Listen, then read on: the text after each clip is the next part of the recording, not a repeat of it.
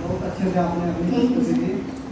और ये बताएं कि त्रिअन्न में लघु त्रिअन्न कौन कौन है? लघु त्रिअन्न फाइनल मिनट सर बोलिए एक बार। लघु त्रिअन्न सर इसमें जैसे छोटे बातें आते हैं, जैसे कि सर हमारा कन्नी कोदो मुराद मिले चीना, ये सब हमारे लघु श्रेणी में आते हैं।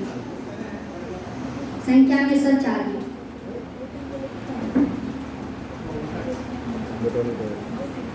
ये बताइए जो सावा होता है, सावा को कब बोलते हैं और कितने दिन की फसल है?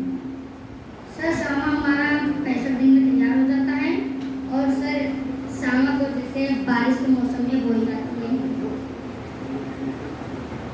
चंद्रशेखर, ये आप लोग जो ये बता रहे हैं कि श्रीगंधा हमारे भारतीय अरबों से बहुत भिन्न है, तो क्या ये हमारी फिर भी हमारे किसान क्यों श्रीगंध नहीं लगा रहे हैं?